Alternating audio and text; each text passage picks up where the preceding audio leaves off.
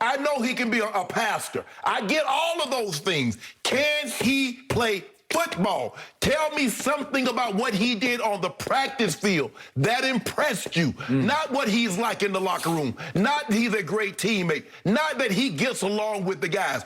All that's fine and good, but if he can't play football, the other is no use of you, because if anybody else that couldn't, just because you get along with someone, I've known a lot of guys that got along great, were great teammates.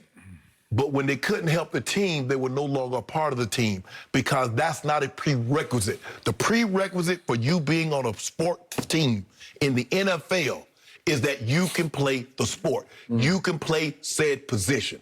So for me, it still goes back to this. Urban Meyer loves Tim Tebow.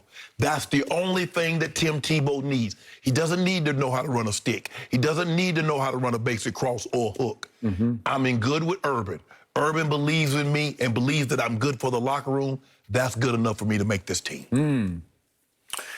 Okay, back to the original question. The Zach Ertz speculation tells me all I need to know about what I've been telling you about Tim Tebow's role with Urban Meyer. And by the way, Urban doesn't love Tim Tebow nearly as much as he loves what he knows Tim Tebow can do to help Urban Meyer win football games as a rookie head coach in the National Football League. So here's the point about Zach Ertz. Last year, Jacksonville had the second worst collection of tight ends this side of Belichick, right? That's what they were. You can't. I can't even remember any of their names. I can't either. And the same with New England. And so New England upgraded. Let's see how that plays out this year. But the point is that they need a stud tight end. They need a wise head tight end. They need somebody, not a Shannon Sharp, because Zach Ertz is not Shannon Sharp, but he's pretty good. Yeah. And he's fallen completely apart with the Eagles, and I don't know, it's all about money and respect. That is correct. That is correct. Later career respect. And he's probably in his waning years. A good veteran tight end does miracles for a young quarterback. That's what I'm saying. So that would be a good get for them if they can pull that one off.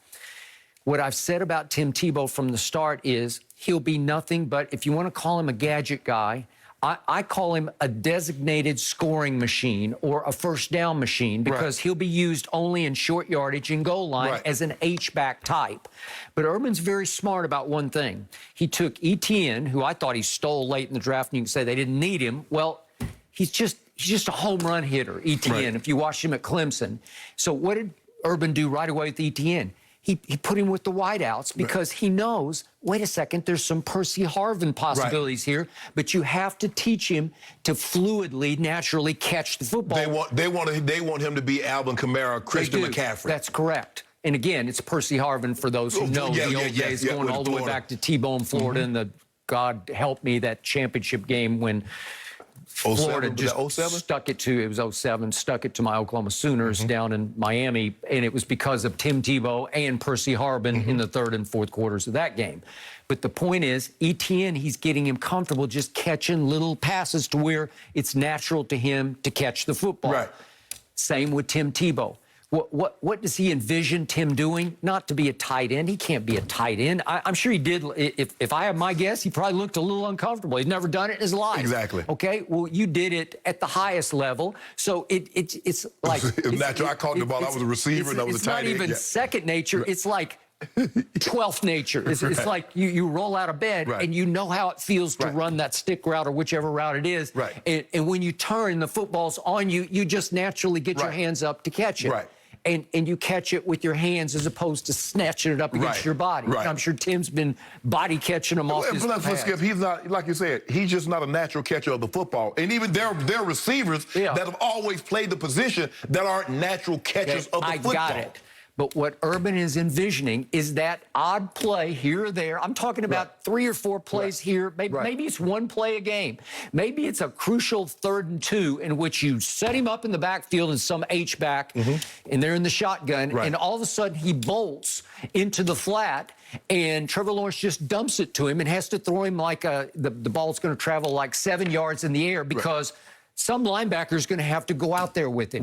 And if you get 250 pounds of Tim Tebow at full speed, and I think he can run 4.6-ish, And he's a pretty good runner of the football. He's got a little make you miss, but he'll just put his head down and run through you, too. Well, if you get that backer out there in the flat and you've got him in big motion, you got him full speed, and he can turn and catch the little swing pass, I like I like his chances of getting the first down. I like his chances of making the 2 yards. And again, he can bulldoze at the goal line because he just, like, what did Urban say? Was it Chris Collinsworth? It's been a month or so ago. He said he was trying to tell his assistants he's a maniac competitor. He's like psycho because he goes psycho. And if you give him the ball with the game on the line and say, get it in the end zone from 1.5 yards out, I would like my chances with 250 pounds of Tim Tebow. That's what he was born to do. So that's the role. It's not going to threaten the rookie quarterback. He's the franchise quarterback, obviously, and it's definitely not going to threaten Zach Ertz if he's the starting tight end. So to me, I get what Urban's doing. He's trying to get him comfortable catching the ball in case they need him to every once in a while catch a swing, maybe even a screen pass. Skip, I look at it, and Pete Prisco, his evaluation said Tebow was the smallest tight end at practice by far. The other guys, tight ends now, Skip, they're 6'5", 6'4", 6'5", 6'6". I think Tim Tebow is 6'2", and he's a project. Now, look, there's nothing wrong with being a project. I would feel better with this project if this project was 24, 22, 23, had been playing the game of football, hadn't been away. Hell, I was a project. It took me some time. They worked with me, gave me an opportunity, says, okay, this is what we need you to do. They found a role. I would feel a lot more comfortable with Tebow had he tried this out of college and he'd been 25. But 33 is asking an awful lot, Skip, for a guy that's really never caught the football. Normally, guys, Skip, you tight ends, you see tight ends go to offensive linemen. You see linebackers go to defensive linemen. Man, you're asking an awful lot for a guy after 6-7 years, Skip. I got it. But Urban's going to hark back to when Tim was, I guess he was maybe 19 his freshman year. He was probably 18, not the starting quarterback. He was the gadget guy. He came in and threw jump passes occasionally, and he bulldozed into the end zone, and they went and won a national championship with him playing that role. I don't even think he'll get that many touches. You believe he'll be a Taysom Hill without the catches that Taysom Hill? He's not a downfield catcher. Taysom Hill caught the ball down the field, he did. And I think didn't he time with 4.4? Yeah, he ran like 4.4, high 4.4, low 4.5. Tebow can't do that. They throw some screens like they throw Taysom? That's what I'm saying, Screens, swings, just little pop passes here and there, just little gadget plays. And I will guarantee you this about Urban Meyer. During the preseason games, he's going to keep all this as much under wraps as he can because he wants to keep them guessing. He's going to have a little Tebow package here or there that he wants you to have to guess how to prepare for. You think he'll play some special teams? Well, he would if asked. You don't think that guy would? I don't know, Skip. That's a whole different. Special teams is a different animal.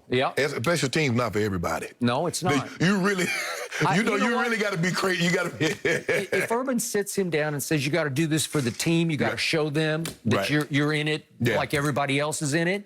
I think they're cutting out a lot of the blocking schemes that we had when I was playing, Skip, because they try to do it with the head, taking the head shots out of it. The one thing he might could play. Okay. One thing I learned in 2011, or heck, back to his days at Florida, he is not afraid of contact. He's not your standard quarterback who's going to shy from contact. Contact at guys running 25 miles an hour is a lot different. I got it. But he packs a wallop. He's 250. He might be a smallish tight end, but he's not a smallish human being. No. Feels like Here he's we go. willing to do anything to be a part of that team. And we will continue to follow it. Are the Clippers now in the driver's seat after tying the series? Chris Broussard will join us. He's going to help us figure this one out next.